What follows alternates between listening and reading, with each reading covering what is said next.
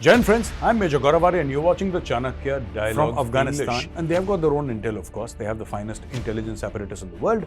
And they have all of that. And which is the best country? Of course, Iran is not going to cooperate with India.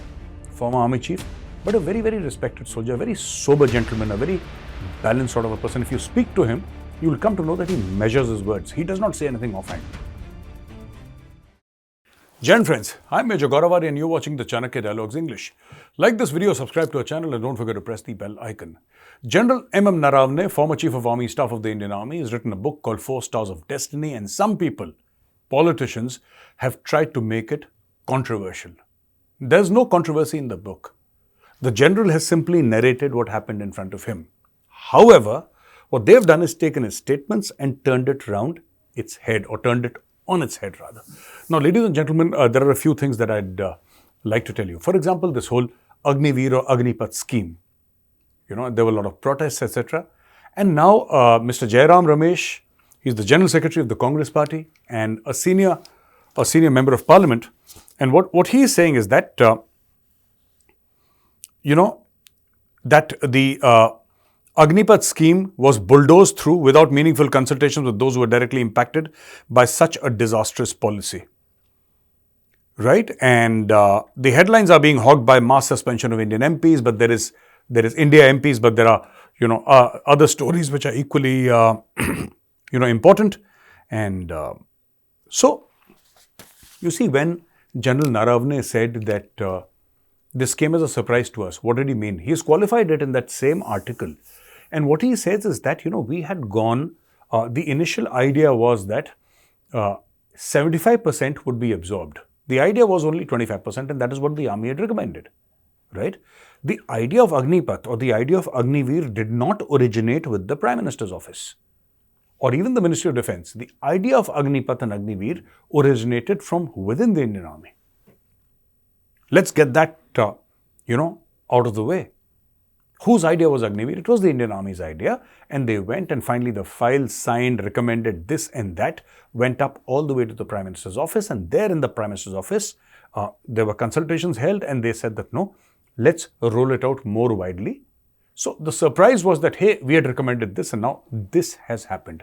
So there could have been a discrepancy, because surprise will always be there. If I ask for manpower to do something, let's say I ask for 100 men, maybe I'm given only 75.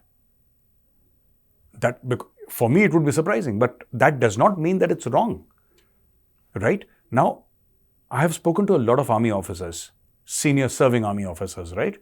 And especially amongst the veteran community, there are a lot of senior generals writing about, they've written about Agniveer, etc. And I'll tell you one thing.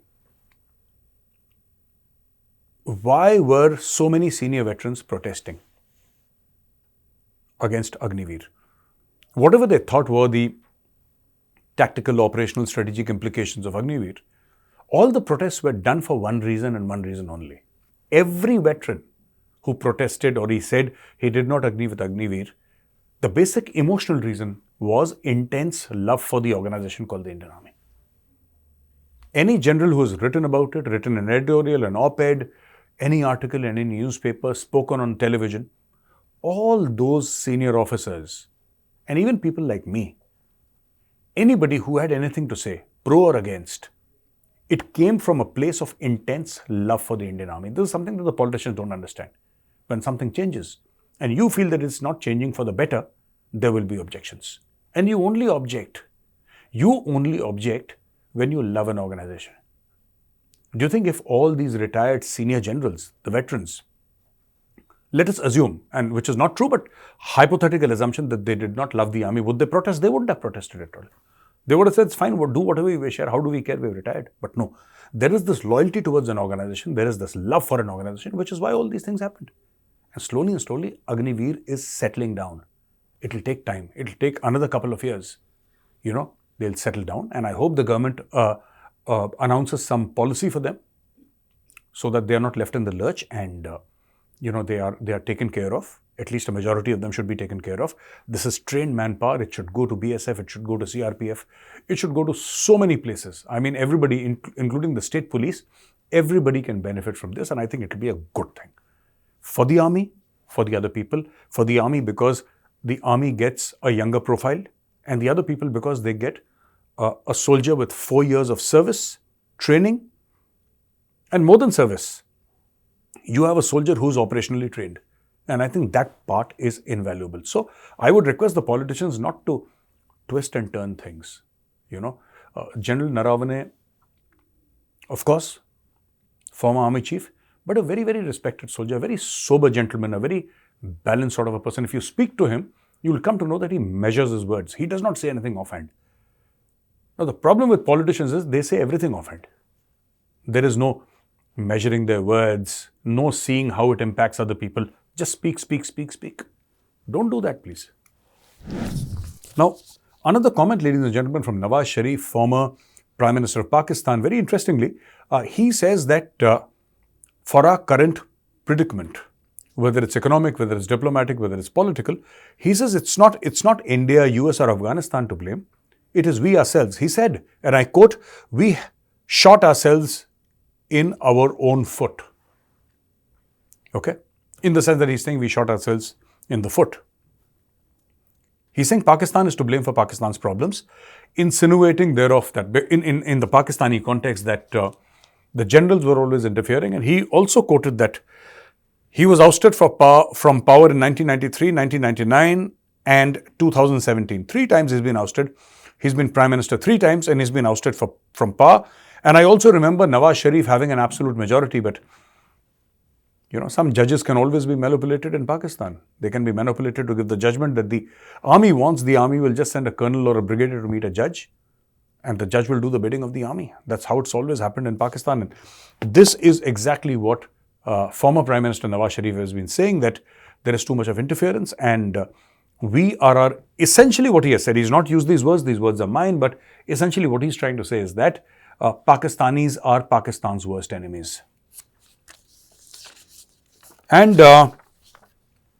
in the past 5 months, Pakistan has received loans worth $6.4 billion US.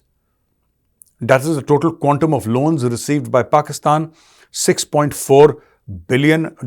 And from July to November, Pakistan received $6.4 billion in budget support, balance payment, bridging, and project financing. The majority, $5.2 billion, came in form of budget and reserve loans, constituting 81% of total borrowing. The central bank's gross foreign exchange reserve remained around $7 billion US. Also, Saudi Arabia and the UAE disbursed $3 billion, China $517 million, and the other institutions like Asian Development Bank, World Bank, Islamic Development Bank contributed the other funds for Pakistan. And the IMF is urging constitutional amendment, for fiscal discipline. They're saying that you have unsustainable public debt. So this is something that I'd like to point out here again and again. In case of Pakistan, that you have unsustainable public debt. You do not have the means to pay back that sort of debt. And IMF suggests restructuring the finance ministry due to weak capacity in planning and executing the budget. Preliminary findings communicated to the interim finance minister, Dr. Shamshad Akhtar, after a 2-week review of public finance management. Some suggestions can be executed by the caretaker government, while critical ones like constitutional amendments are recommended for the next government. IMF calls for an amendment of Article 84 of the Constitution, proposing abolition of an upper limit linked to prior parliamentary approval for supplementary budgets. And the National Assembly approved a federal budget of $14.5 trillion for the current fiscal year, with the potential expenditure reaching $15.5 trillion, requiring supplementary grants. So I don't know where this money of 1 trillion rupees is going to come from.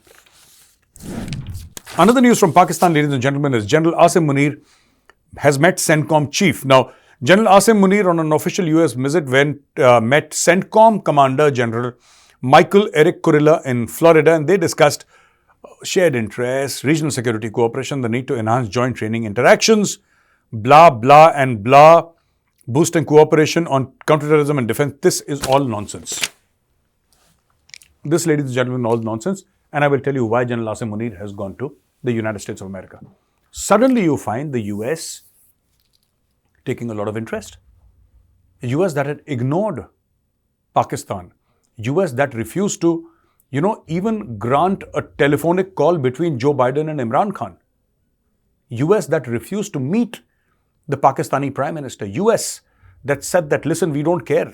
Get lost. We won't talk to you. And suddenly US is saying, General Sahab, General Asim Munir, come. It's not that, General Bajwa did not try. Ladies and gentlemen, why do you think that the US is feeling so benevolent towards Pakistan? Why do you think that General Asim Munir is being wined and dined and he's meeting with the top shots in the national security establishment? What exactly has happened? I'll tell you what has happened. Nothing. The thing is that America now again wants drone bases inside Pakistan. America fears the rise of Al-Qaeda. America fears that the Taliban is not coming to heel. America fears the rise of the Islamic State. They fear that the next attack on American soil may again originate from Afghanistan. And they have got their own intel, of course. They have the finest intelligence apparatus in the world. And they have all of that. And which is the best country? Of course, Iran is not going to cooperate, ladies and gentlemen. Iran and America have been at war since 1979, if I'm not wrong. 1979, 1980, they've been at war. Almost, when I say at war, I mean they don't like each other. They keep on shooting at each other sometimes.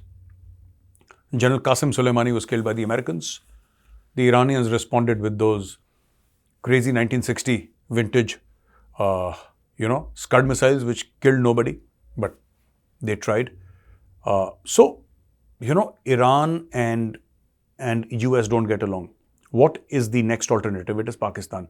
Pakistan is the only country there nearby with access to Afghanistan, a land access to Afghanistan, but also having a seaport.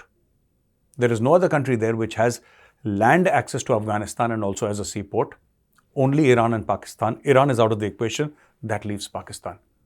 And if the Americans have to go to Afghanistan, have to carry out an operation inside Afghanistan, by whatever means, and if heavy equipment is involved, or if they need bases, Pakistan is the ideal and natural choice for them. And this is exactly what the Americans are doing. General Asim Munir has gone to sell Pakistan down the drain once more. Congratulations, Pakistan, a lot more money coming your way. But remember, you're going to have to give drone bases and some sort of bases to the Americans from which their soldiers, especially their special forces or their unmanned assets, can enter Afghanistan and cause death and destruction once more. So Pakistan, many congratulations, more dollars coming your way. Thank you, ladies and gentlemen, for watching this video. If you like this video, press the like button, subscribe to our channel, and don't forget to press the bell icon. Jai Hind, Vande Mataram, Bharat Mata Ki Jai.